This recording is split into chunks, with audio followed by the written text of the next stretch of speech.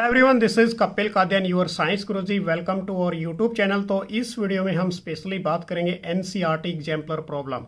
तो chapter first solid state के most important NCERT MCQ discuss करने वाले अपने इस वीडियो के अंदर। तो वीडियो को आगे बढ़ाने से पहले मैं आप सभी से हम्बल रिक्वेस्ट करूंगा, यदि आप चैनल पर नए हैं तो चैनल को लाइक और सब्सक्राइब जरूर कर लें। तो बच्चों स्टार्ट करते हैं। फर्स्ट क्वेश्चन हमारे पास कौन सा है कि which of the following condition favour the existence of a substance in the solid state.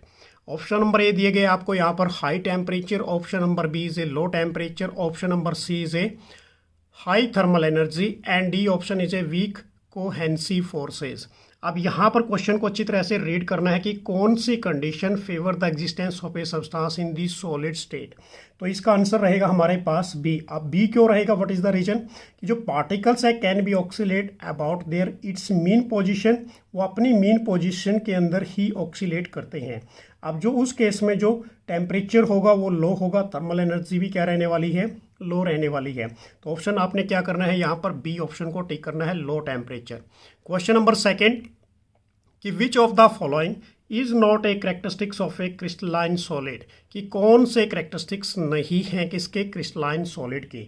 अब फर्स्ट ऑप्शन हमारे पास यहाँ पर गिवन है definite and characteristics heat of A fusion.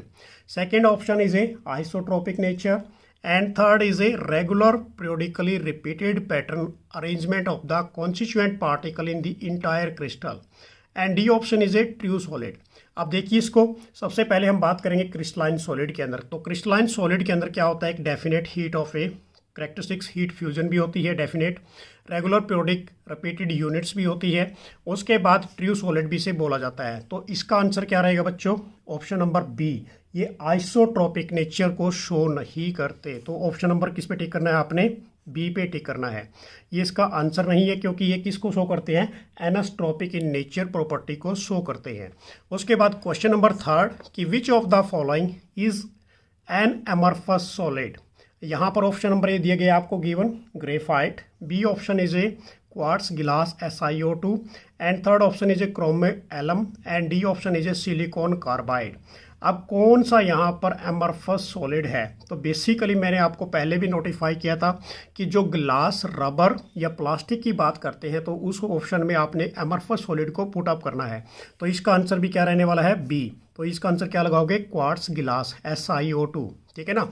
उसके बाद नेक्स्ट क्वेश्चन की बात करते हैं कि which of the following arrangement show the systematic alignment of a magnetic moment of a anti ferromagnetic substance. अब ये बेसिकली एंटी फेरोमैग्नेटिक सब्सटेंस से रिलेटेड है। तो एंटी फेरोमैग्नेटिक सब्सटेंस बेसिकली होते क्या है, तो वो सबसे पहले मैं आपको बता देता हूँ कि एंटो फेरोमैग्नेटिक जो सब्सटेंस है हमारे पास कि there domains are oppositely oriented and cancel out each other of a magnetic moment, जो आपस में क्या होती है, अपोजिटली होगी और कैंसिल कर देगी ईच अदर।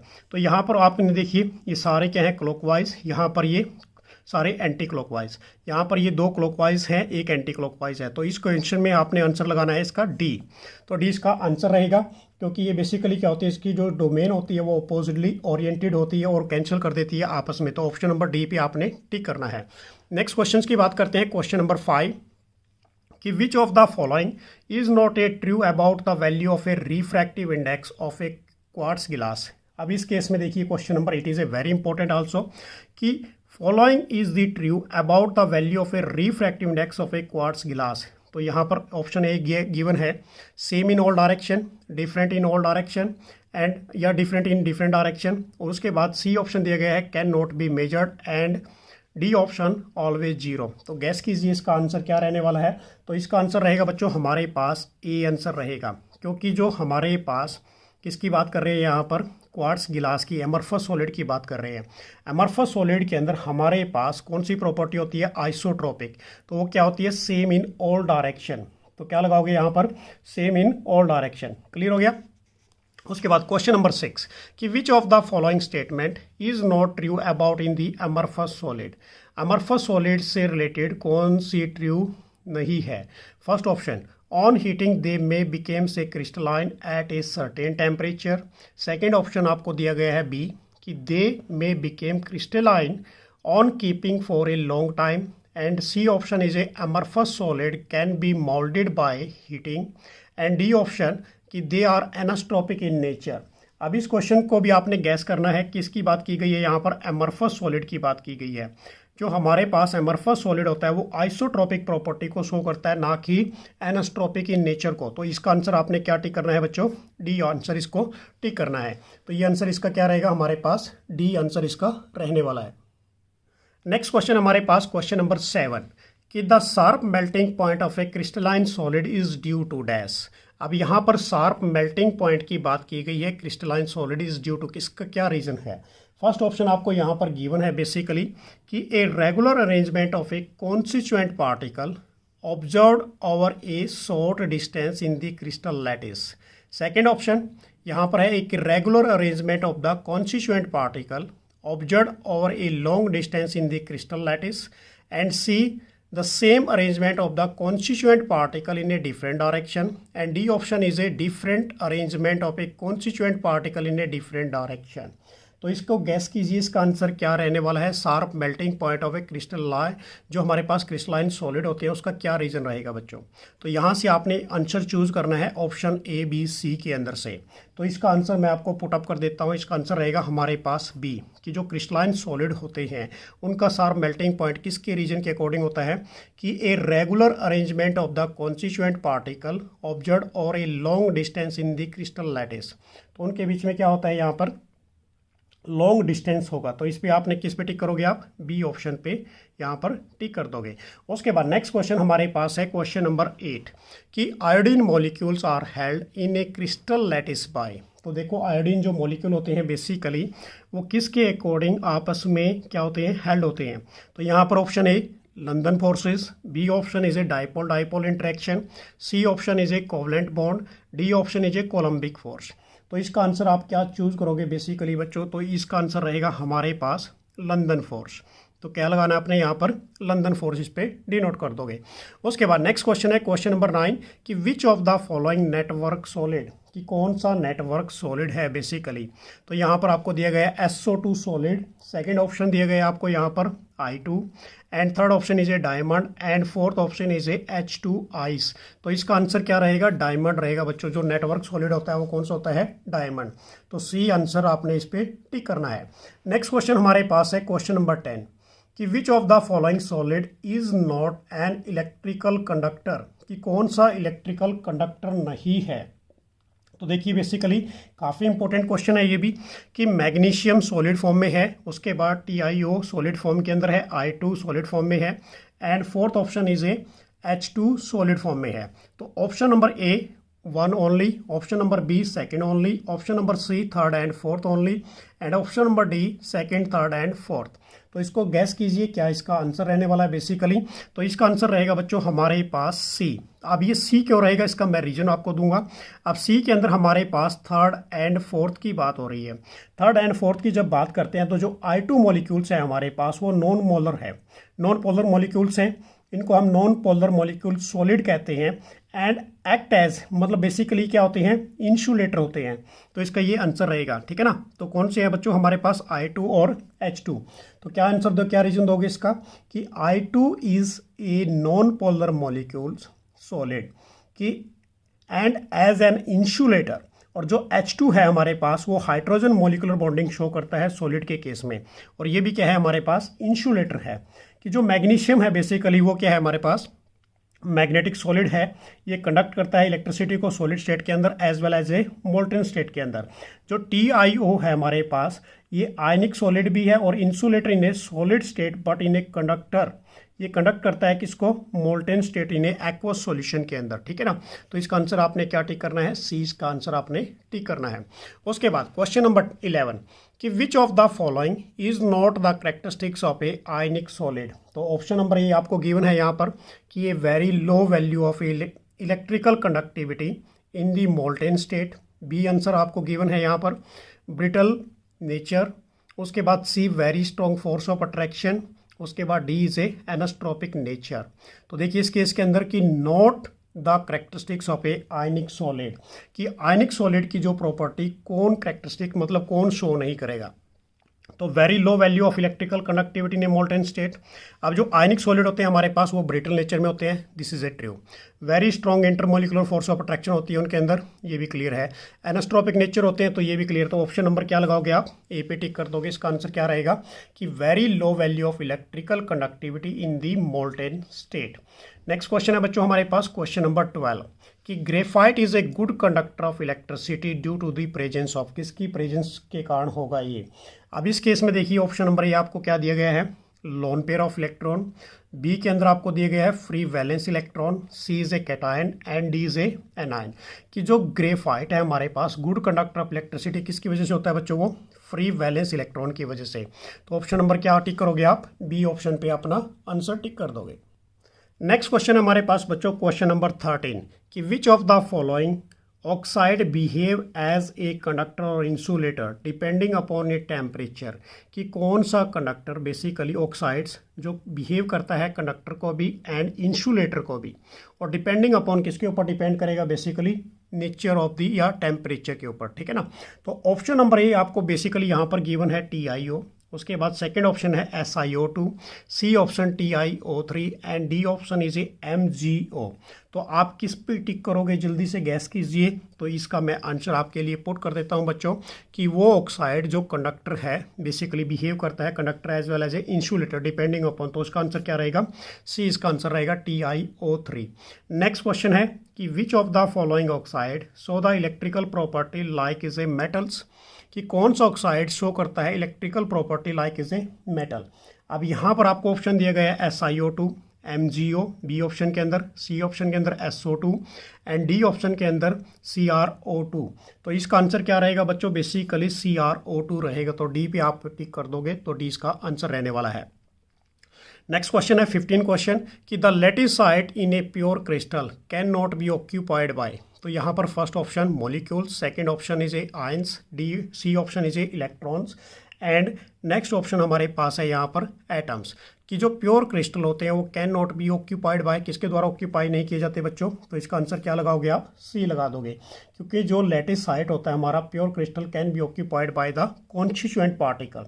अब कॉन्स्टिट्यूएंट पार्टिकल में कौन कौन आते हैं, बेसिकली मॉलिक्यूल्स, आयंस और एटम्स आते हैं, ना इलेक्ट्रॉन्स नहीं आता। तो क्या आंसर टिक कर दोगे यहाँ पर, सी आंसर को टिक कर दोगे। नेक्स्ट क्वेश्चन है question number 16, it is a very important also कि ग्रेफाइट जो हमारे पास है can not be classified as, इसको हम क्लासीफाई नहीं कर सकते किसके माध्यम से। फर्स्ट ऑप्शन आपको दे दिया यहाँ पर बच्चों बेसिकली कंडक्टिंग सॉलिड, ये हमारे पास क्या दिया गया है, conducting solid. B option network solid and C option is a covalent solid and D option is a ionic solid. तो इसका आंसर क्या टिक करोगे आप, डी आंसर इसका टिक कर दोगे कि जो ग्रेफाइट है वो कैन नॉट भी क्लासीफाई नहीं करता, किसको क्लासीफाई नहीं करता, आयनिक सॉलिड को क्लासीफाई नहीं करता। वो कंडक्टिंग सॉलिड को भी क्लासीफाई करता है, नेटवर्क सॉलिड को भी क्लासीफाई करता है और कोवलेंट सॉलिड को भी क्लासीफाई करता है। उसके बाद क्वेश्चन नंबर 17 कि cations are present in the interstitial site in. कि जो कैटायंस आर प्रेजेंट करते हैं किसके अंदर, इंटरस्टिशियल साइट्स के अंदर।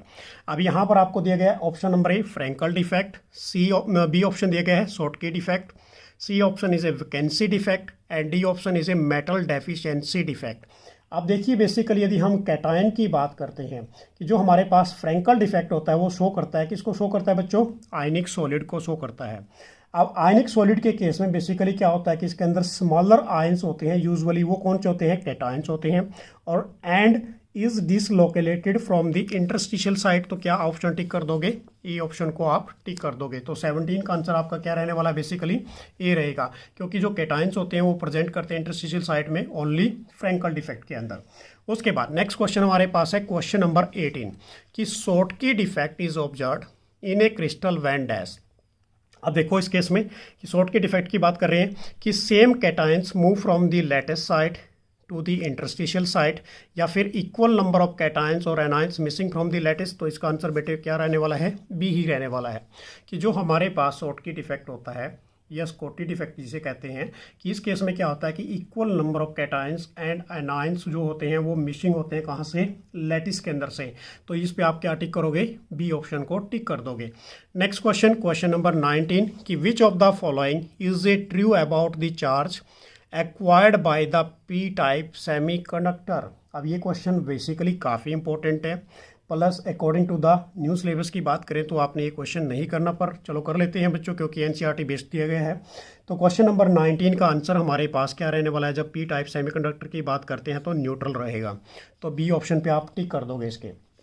उसके बाद क्वेश्चन नंबर 20, ये भी इसी से रिलेटेड है कि to get a N type of a semiconductor from a silicon it should be doped with in the substance with a valence. कितने वैलेंस होंगे बेसिकली इसके अंदर, यदि क्वेश्चन नंबर की बात करें तो इसमें बेसिकली कितने होते हैं बच्चों? 5 होते हैं, तो ऑप्शन नंबर डी पे आप टिक कर दोगे। नेक्स्ट क्वेश्चन हमारे पास काफ़ी इंपॉर्टेंट रहने वाला है, क्वेश्चन नंबर 21 कि the total number of a tetrahedral voids in a face centred unit cell is, कि जो टेट्राहेड्रल वॉइड्स होता है बेसिकली, जिसके अंदर नंबर ऑफ वॉइड्स कितने होते हैं हमारे पास? n से हम इसको रिप्रेजेंट करेंगे कि नंबर ऑफ वॉइड्स n होंगे बच्चों इस केस में, ठीक है ना, सॉरी 2n होंगे। ऑक्टाहेड्रल के केस में कितने होते हैं? ओनली n होते हैं।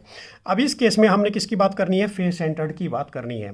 तो 21 का आंसर हमारे पास क्या रहेगा? यहाँ पर क्या रहने वाला है बच्चों? 20 का आंसर रहेगा, क्योंकि आपको दिया गया है 6, 8, 10 एंड 12।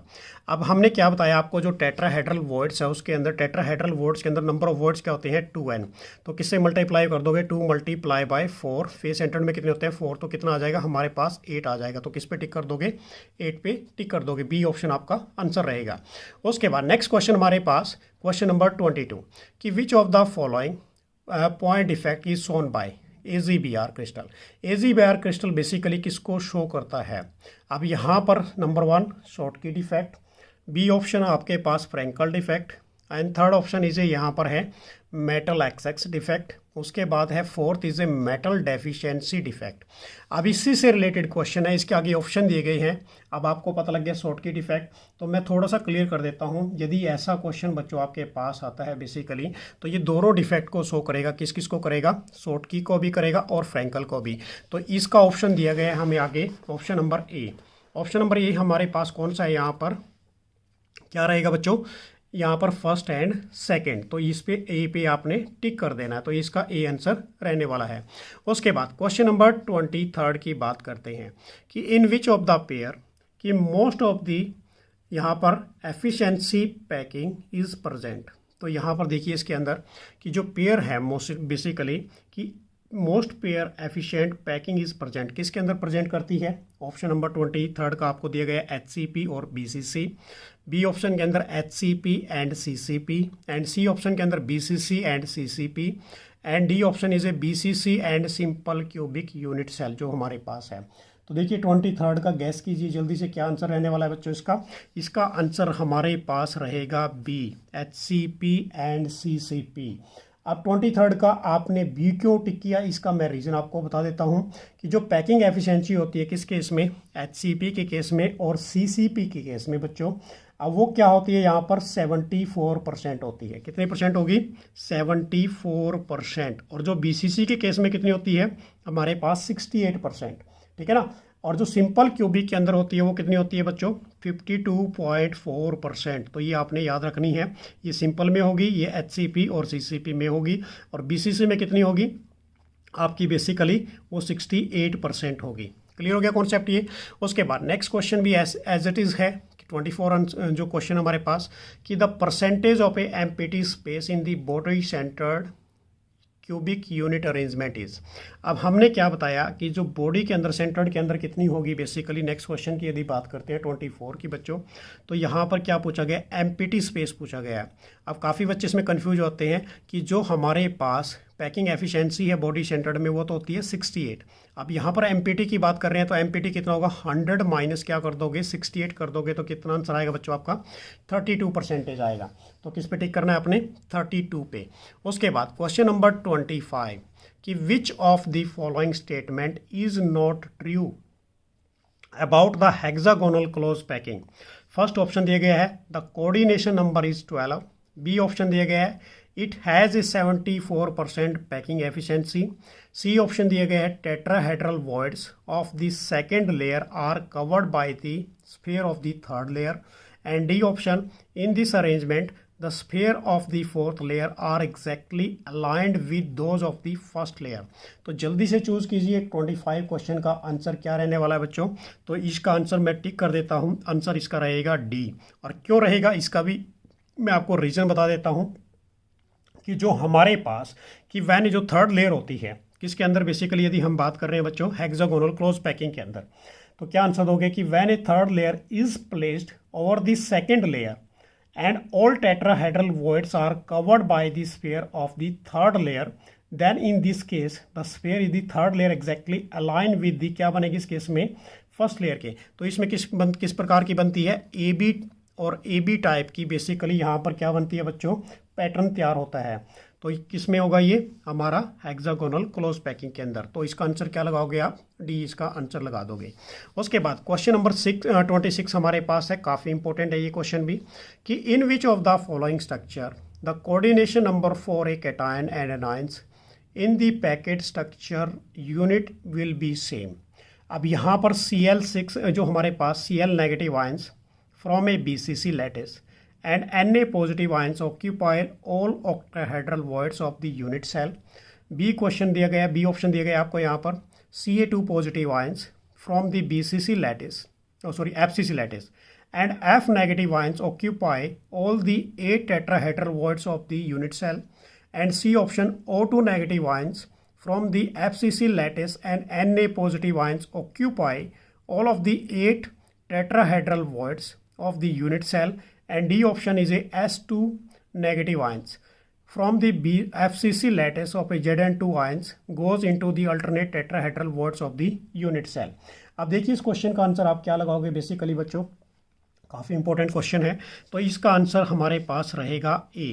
अब इसका रीज़न क्या रहने वाला, देखो कि जो Cl नेगेटिव आयंस होते हैं FCC लैटिस के अंदर एंड Na पॉजिटिव आयंस जो ऑक्यूपाई करते हैं, किसको ऑक्यूपाई करते हैं, all octahedral void of the unit cell. मतलब क्या होता है कि हमारे पास 6/6 रेशियो के अंदर कोऑर्डिनेशन नंबर होता है, किस केस में, NaCl के अंदर।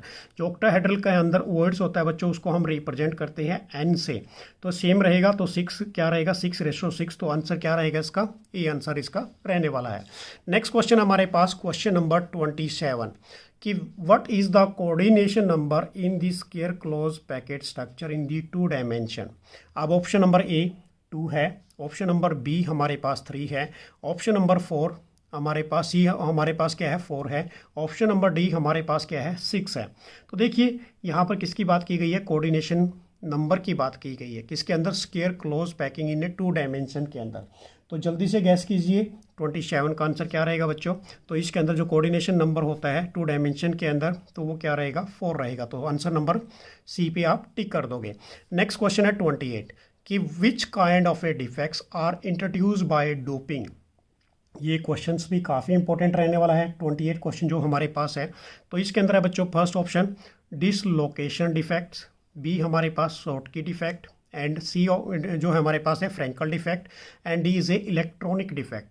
कि जो डोपिंग इफेक्ट्स है वो किसके द्वारा इंट्रोड्यूस होता है बच्चों, वो डी ऑप्शन इलेक्ट्रॉनिक डिफेक्ट्स के द्वारा इंट्रोड्यूस होता है।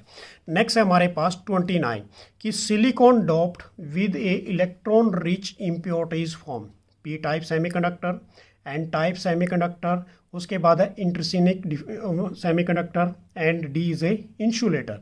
तो देखिए 29 का जल्दी से गैस कीजिए इसका क्या आंसर रहेगा बच्चों। तो इसका रहेगा हमारे पास बी, एन टाइप सेमीकंडक्टर। उसके बाद है question number 30, it is a very important also. अब इस क्वेश्चन के अंदर बेसिकली पूछा गया है कि which of the following statement is not true, कि कौन सी स्टेटमेंट ट्रू नहीं है। First is a paramagnetic substance are weakly attracted by magnetic field.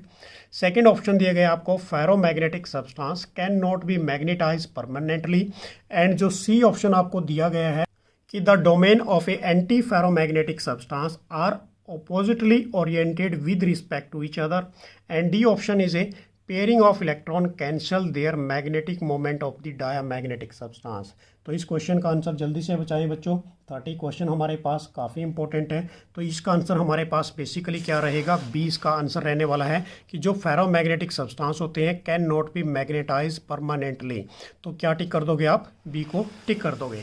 उसके बाद क्वेश्चन नंबर नेक्स्ट हमारे पास 31 कि which of the following is not true about in the ionic solid. अब आयनिक सॉलिड आपको बेसिकली पता लग गया आयनिक सॉलिड होते क्या हैं। अब इस केस के अंदर कि bigger ions from the close packet structure, B option में है smaller ions occupied either the tetrahedral और a octahedral voids depending upon their size, and C option is a occupations all the voids is not necessary, and D is the fraction of the octahedral or tetrahedral voids occupied depend upon the radii of the ions occupying the voids। अब इसको choose कीजिए, आपके सामने है question number 31। तो जल्दी से gas कीजिए क्या इसका आंसर रहेगा। तो मैं टिक कर देता हूं बच्चों, इसका आंसर हमारे पास डी रहने वाला है कि जो फ्रैक्शन होता है ऑक्टाहेड्रल एंड टेट्राहेड्रल वॉइड्स जो ऑक्यूपाई करते हैं डिपेंड अपॉन किसके ऊपर डिपेंड करते हैं, रेडियाई और आयंस ऑक्यूपाइंग द वर्ड्स के ऊपर। तो यहाँ पर लिखना है आपने कि number of tetrahedral words is always क्या होता है हमारे पास डबल होता है। तो ऑक्टाहेड्रल हमारे पास होगा 2n और जो हमारे पास टेट्राहेड्रल होगा बच्चों वो क्या होगा 2n होगा, और जो ऑक्टाहेड्रल होगा हमारे पास वो क्या होगा ओनली n होगा। कि जो टेट्राहेड्रल होता है वो ट्वाइस होता है, ट्वाइस ऑफ ए ऑक्टाहेड्रल। उसके बाद क्वेश्चन नंबर 32 कि a ferromagnetic substance becomes a permanent magnet when it is placed in a magnetic field because. अब यहाँ पर ऑप्शन दिए गए हैं आपको, तो ऑप्शन देख लेते हैं। Option number A the all the domains get oriented in the direction of a magnetic field. B option है all of the domains get oriented in the direction of a opposite to the direction of magnetic field, and C option दिए गया है domain get oriented randomly, and D option दिए गया है domains are not affected by magnetic field। तो जल्दी से choose कीजिए, तो इसका क्या आंसर रहेगा। तो मैं क्लियर कर देता हूं कि जब परमानेंट मैग्नेट की बात करते हैं which is place in the magnetic field because कि जो ऑल डायमेंस होती है, ऑल डोमेन्स होती है वो get oriented in the direction of a magnetic field होगी। तो क्या आंसर लगाओगे आप, ए पे टिक कर दोगे। उसके बाद बच्चों question number 33, this is a very important question also कि the correct order of the packing efficiency in the different type of a unit cell. अब इस क्वेश्चन के अंदर ऑप्शन दिए गए आपको, बेसिकली 33 के अंदर ऑप्शन क्या है हमारे पास, FCC is less than of a BCC is less than of a simple cubic. Second option है FCC is greater than BCC is greater than of a simple cubic. C option है FCC is less than of a BCC but BCC greater than of a simple. उसके बाद D option में क्या दिए गए आपको, BCC is less than of a FCC but FCC is greater than of a simple cubic. अब इसको जल्दी से चूज कीजिए, आपके सामने ये क्वेश्चन पड़ा है बच्चों, क्या टिक करोगे आप इसके अंदर। तो मैं इसका आंसर आपको टिक कर देता हूँ, ऑप्शन रहेगा इसका बी। और वाई क्यों रहेगा, क्योंकि जो बेसिकली हमारे पास जो पैकिंग एफिशिएंसी होती है किस केस में, एफसीसी के केस में वो कितनी होती है 74%। कि जो पैकिंग एफिशिएंसी होगी बीसीसी के अंदर वो कितनी होती है 68%, और सिंपल क्यूबिक के अंदर कितनी होगी हमारे पास 52.4%। तो क्लियर हो गया ये क्वेश्चन भी। उसके बाद नेक्स्ट क्वेश्चन की बात करते हैं बच्चों। क्वेश्चन नंबर हमारे पास 34 कि which of the following defect is also known as a dislocation defect.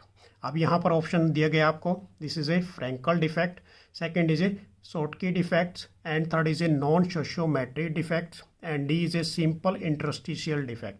तो जल्दी से चूज कीजिए क्या इसका आंसर रहेगा कि जो हमारे पास डिसलोकेशन डिफेक्ट्स होता है वो किससे पुकारा जाता है बच्चों, वो फ्रैंकल डिफेक्ट से। क्या आंसर लगाओगे इसका आप, 34 का ए चूज कर दोगे, Frenkel defect. It is a very important question also. उसके बाद in the cubic close packing the unit cell has, अब यहाँ पर दिया गया है यूनिट सेल के अंदर कि 4 tetrahedral voids each of which is shared by a 4 adjacent unit cell, B is a 4 tetrahedral voids within the unit cell, and C is a 8 octahedral voids each which is shared by the 4 adjacent unit cell, and D is a 8 octahedral voids within the unit cell। तो जल्दी से इस question को read कीजिए और इसका answer tick करने की कोशिश कीजिए बच्चों।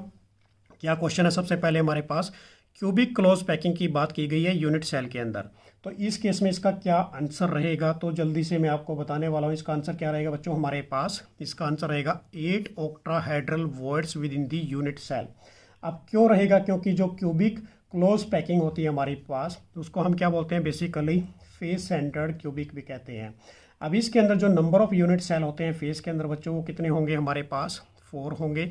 अब जब हम टेट्राहेड्रल की बात करेंगे बेसिकली तो उस केस में क्या करोगे 2n, तो इट मीन्स क्या होगा 2 मल्टीप्लाई बाय क्या कर दोगे 4 इज इक्वल टू कितना आ जाएगा 8 आ जाएगा। तो क्या आंसर रहेगा आपका, डी आंसर रहेगा। उसके बाद next question 36, it is a very important question also. 36 वाला भी क्वेश्चन इंपॉर्टेंट रहने वाला है कि the edge length of the unit cell in term of the radius of the sphere constituting is a FCC, BCC and simple cubic unit cell are respectively। अब यहाँ से आपने क्या बताना है, एज लेंथ बतानी है यूनिट सेल की। अब radius basically of the sphere किस किस केस में बताना है आपने, सबसे पहले FCC के केस में बताना है, उसके बाद किसके केस में बताओगे बच्चों, BCC के केस में, उसके बाद सिंपल के केस में। तो इसका आंसर चूज़ कीजिए जल्दी से। यदि हम रेडियस की बात करें ना FCC के अंदर, तो इसका आंसर क्या रहेगा बच्चों, हमारे पास ए रहेगा। इसका आंसर क्या रहेगा, ए, कि 2√2r होगा। उसके बाद कोमा FCC के केस में क्या रहेगा, 4r√3 रहेगा। और सिंपल के केस में क्या रहेगा, 2r रहेगा। तो यहाँ पर इसकी क्या निकालनी है आपने, यहाँ से ये एज निकालनी है, edge length of the unit cell. तो इसका आंसर क्या टिक करोगे आप, ए टिक कर दोगे। क्लियर हो गया कॉन्सेप्ट ये भी। उसके बाद क्वेश्चन नंबर 37, तो क्वेश्चन नंबर 37 को भी देख लीजिए कि which of the following represent the correct order of the conductivity in the solid. अब यहाँ पर K metal is greater than of a, K insulator is less than of a semiconductor. B option में है हमारे पास basically, अब ये conductivity की बात करते हैं तो कापा है बच्चों ये, ठीक है ना, कापा, कि kappa metal is less than of a kappa insulator is kappa semiconductor. Second C option है। तो ये सारे ऑप्शन आपके सामने पड़े हैं, तो जल्दी से इसका आंसर बताएं। तो बेसिकली मैं आपको क्लियर कर देता हूँ कि जो हमारे पास इसका ए आंसर रहेगा कि जो कापा मेटल्स होते हैं वो ग्रेटर होते हैं, ठीक है ना, वो करेक्ट ऑर्डर होता है कंडक्टिंग ऑफ ए सोलिबिलिटी का। उसके बाद इंसुलेटर, और इंसुलेटर से क्या होता है, ग्रेटर होता है किसका, सेमीकंडक्टर, क्योंकि सेमीकंडक्टर कहाँ प्रेजेंट करते हैं, in between of A metals के बीच में, ठीक है ना। तो इसका आंसर क्या लगाओगे आप, ए आंसर इसका टिक कर दोगे। तो बच्चों ये थे हमारे पास important NCERT multiple choice question जो मैंने आपको कराए हैं। तो नेक्स्ट वीडियो में फिर कुछ इंपॉर्टेंट क्वेश्चन लेके आएंगे नेक्स्ट चैप्टर के बारे में। तो थैंक्स फॉर वॉचिंग, तो बाय।